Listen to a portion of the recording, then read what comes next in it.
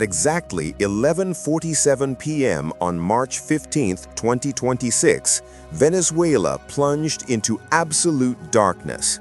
Not the familiar rolling blackouts that had plagued the nation for years, but something different, something surgical. The Guri Dam, responsible for 70% of the country's electricity, didn't just fail. It was methodically shut down through a cascade of digital commands that bypassed every security protocol ever installed. Within minutes, hospitals switched to emergency power.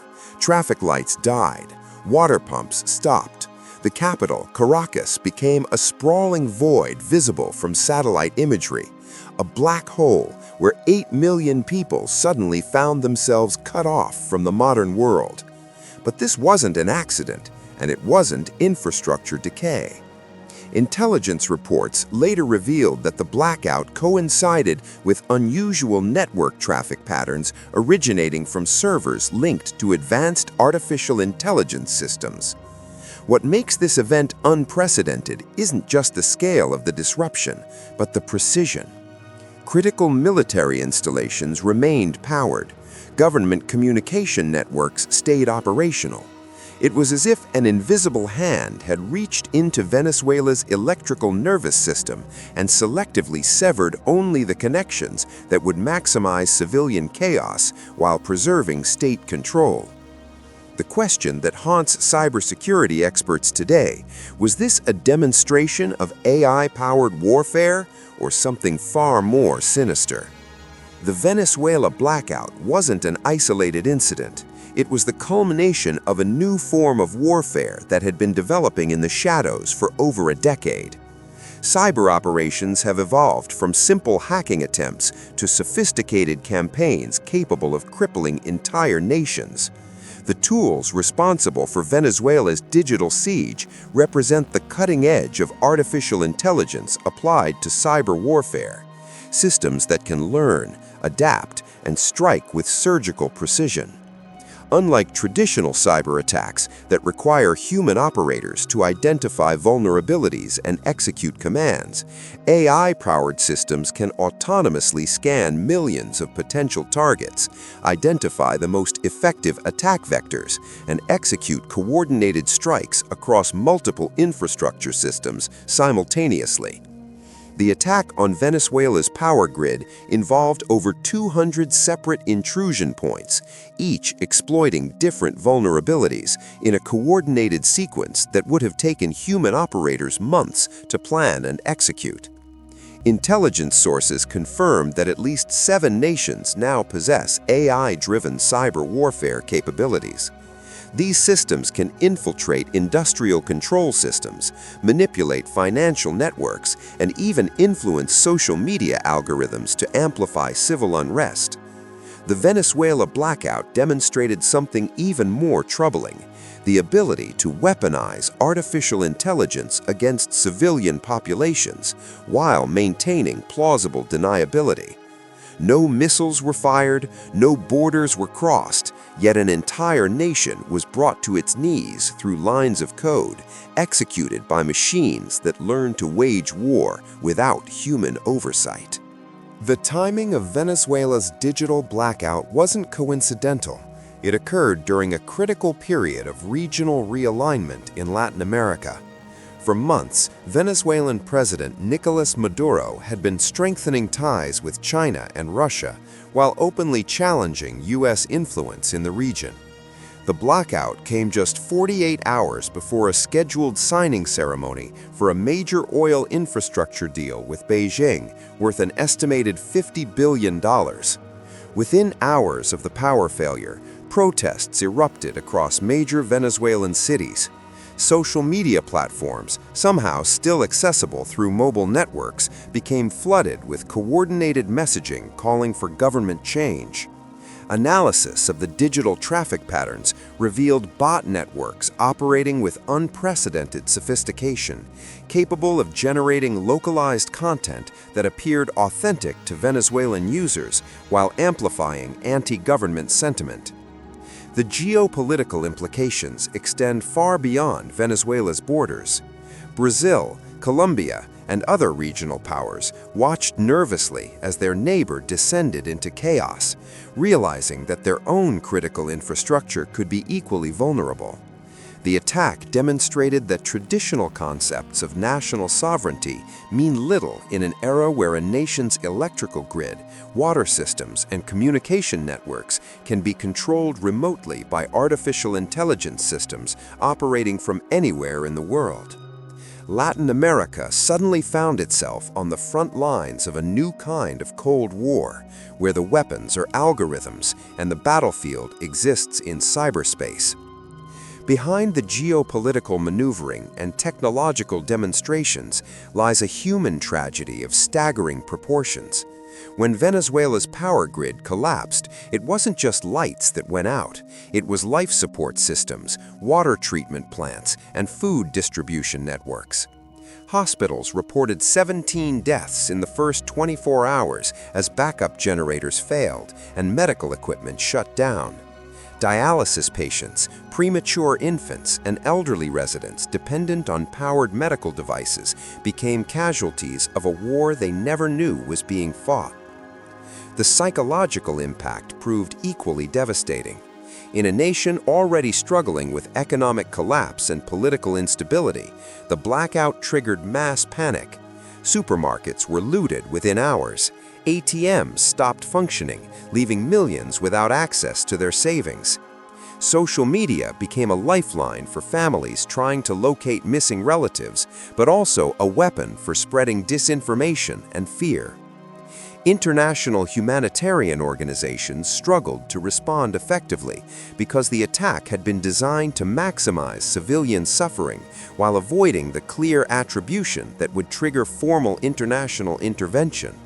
The Red Cross reported that their emergency response protocols, developed for natural disasters and conventional warfare, were inadequate to addressing the unique challenges posed by AI-powered infrastructure attacks. Venezuela became a testing ground for a new form of warfare that deliberately blurs the line between military action and humanitarian crisis, making it nearly impossible for the international community to respond appropriately. The artificial intelligence systems responsible for Venezuela's blackout represent a quantum leap in cyber warfare capabilities. Unlike previous cyber attacks that relied on exploiting known vulnerabilities, these AI systems can identify and create new attack vectors in real time. They operate using machine learning algorithms trained on massive data sets of industrial control systems, learning to recognize patterns and weaknesses that human operators might miss. The attack on Venezuela's power grid involved what cybersecurity experts call adversarial AI, artificial intelligence systems specifically designed to overcome defensive measures. These systems can mimic legitimate network traffic, adapt their attack strategies when detected, and even learn from failed attempts to improve their effectiveness. The sophistication is staggering. The AI systems that targeted Venezuela's infrastructure were capable of understanding the complex interdependencies between different systems and calculating the precise sequence of failures needed to maximize disruption. Perhaps most concerning is the autonomous nature of these systems. Once deployed, they can operate independently for extended periods, making decisions about targets and timing without human oversight. This creates a scenario where artificial intelligence systems are essentially making life and death decisions about civilian populations, determining which hospitals lose power and which water treatment plants shut down.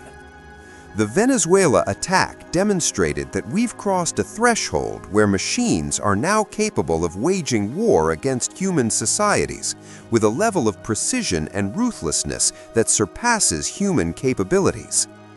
The success of the Venezuela operation has triggered a global arms race in AI-powered cyber warfare capabilities. Intelligence reports indicate that at least 12 nations are now developing similar systems, each seeking to gain strategic advantages in an increasingly digital world. The implications extend far beyond military applications. These same technologies could be used to manipulate elections, crash stock markets, or disable critical infrastructure in any nation connected to the global internet. What makes this arms race particularly dangerous is the low barrier to entry. Unlike nuclear weapons or advanced missile systems, AI-powered cyber warfare tools can be developed by relatively small teams with access to commercial computing resources. This democratization of destructive capability means that not just nation-states, but terrorist organizations and criminal syndicates could potentially acquire the ability to shut down power grids or disable communication networks.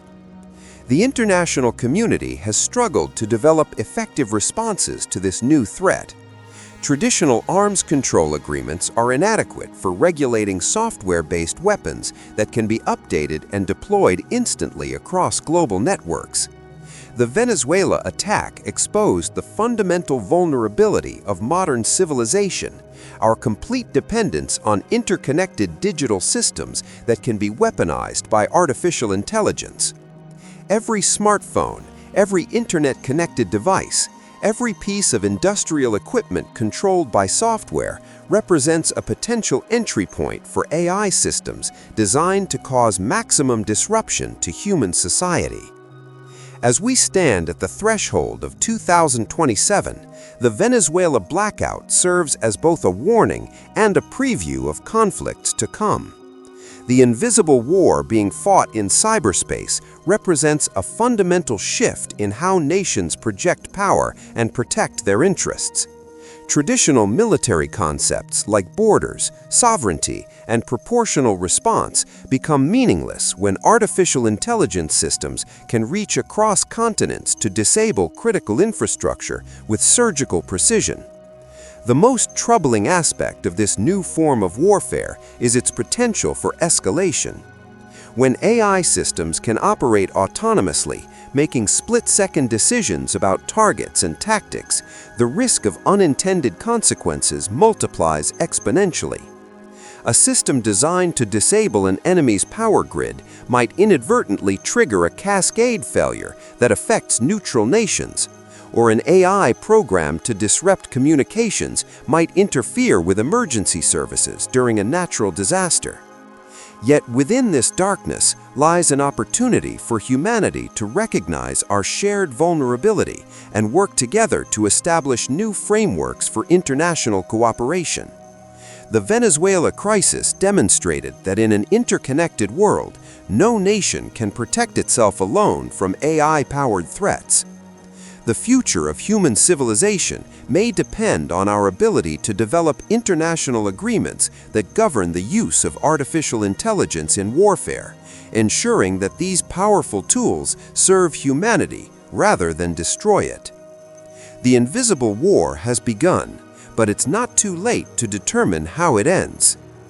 The story of Venezuela's digital siege reminds us that we live in an age where the greatest threats to human security may not come from armies or missiles, but from algorithms and artificial intelligence systems that operate beyond our direct control.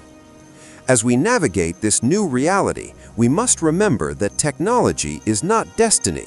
It's a tool that reflects the values and intentions of those who wield it. The challenge before us is to ensure that as artificial intelligence becomes more powerful, it remains aligned with human values of dignity, security, and peace. Thank you for joining us on this exploration of one of the most significant yet underreported events of our time. If this investigation into the invisible war of artificial intelligence has opened your eyes to the hidden conflicts shaping our world, please subscribe to our channel and hit the like button. Your engagement helps us continue bringing these critical stories to light, ensuring that the public remains informed about the forces that will define our collective future. Together, we can work toward a world where technology serves humanity rather than the other way around.